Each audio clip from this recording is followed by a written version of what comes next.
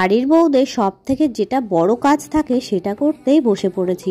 এইখানে দেখতে পাচ্ছ পাঁচমেশালি সবজি কেটে নিয়েছি, একটা চচ্চড়ি করব, যেটা করব বড়ি দিয়ে। আর এইখানে দেখো চ্যাং মাছ কেটে রেখেছি।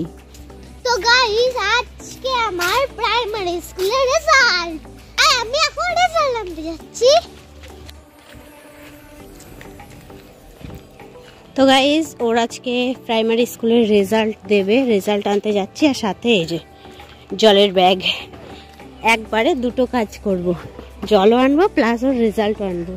এখানে দেখো বাচ্চাদেরকে সবাইকে সুন্দর করে লাইন করে দাঁড় করিয়ে রেখেছে, কারণ সব ক্লাসের ফার্স্ট সেকেন্ড থার্ডকে এখানেই ডাকা হবে, প্লাস অন্যান্যদের ক্লাসেই রেজাল্ট দেওয়া হবে। তো গাইস, ফাইনালি এখন সময় হচ্ছে 7:25।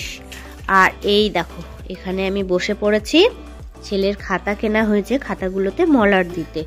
দেখছো এখানে কতগুলো সব নতুন নতুন খাতা, এবার নতুন ক্লাসে উঠবে, সব নতুন নতুন খাতা, নতুন নতুন বই, তাই না? আচ্ছা, নতুন বইয়ের গন্ধ কার কার ভালো লাগে অবশ্যই কমেন্টে জানিও তো। নতুন বই বলো, নতুন খাতা বলো, আমার তো ভীষণ ভালো লাগে। তো এইখানে দেখো টোটাল 11টা খাতা রয়েছে। এই 11টা খাতাতে এই যে হচ্ছে মলাটের কাগজ, মলাট দিতে হবে, প্লাস ওই যে স্টিকার লাগাতে হবে। আর ওর স্কুল থেকে এখনো বই দেয়নি, এটা তোমাদেরকে এখন দেখাবো, সেটা হচ্ছে ওর রেজাল্ট। তো তোমরা তো দেখেইছিলে যে সকালবেলা ওকে স্কুলে নিয়ে যাচ্ছিলাম আমি ওর রেজাল্ট আনতে। তো চলো তোমাদেরকে দেখাই, এই রেজাল্টটা নিয়ে যা, ওইখানে রাখা রয়েছে, ওই যে ওই ফাঁকাটার মধ্যে শিখিয়ে যাও।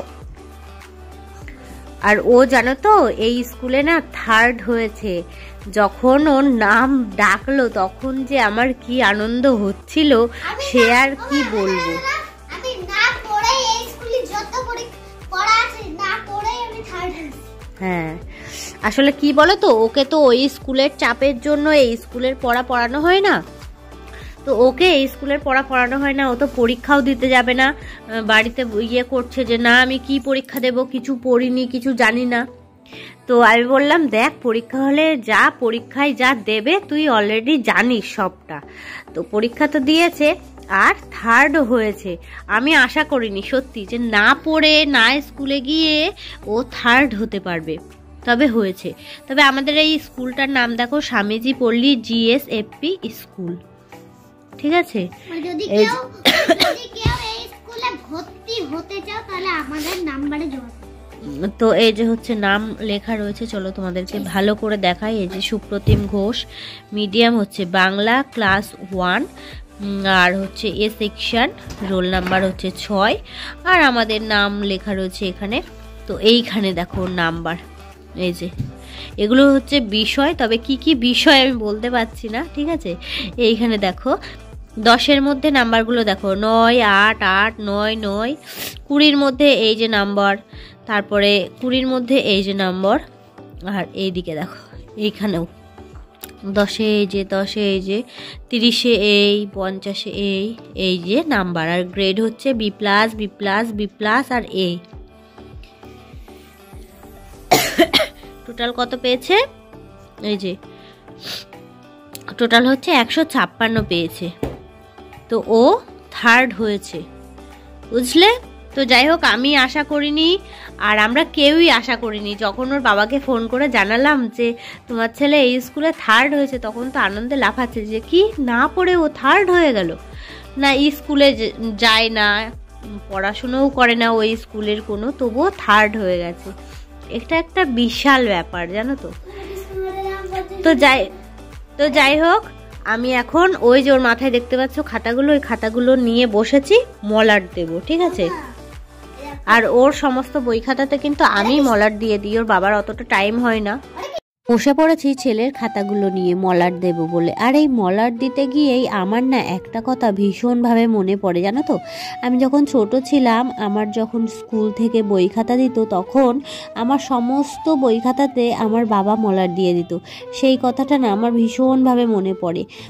তো কি আর করব বলো, আমি আরও ভাবি যে আমার বাবা যদি এই সময়টা আসতো, আমার বাবা দিয়েই ওর বই খাতাগুলোতে মলাট দিয়ে নিতাম। আমার বাবা না খুব সুন্দরভাবে মলাট দিতে পারে, জানো, ভীষণ সুন্দরভাবে মলাট দেয়।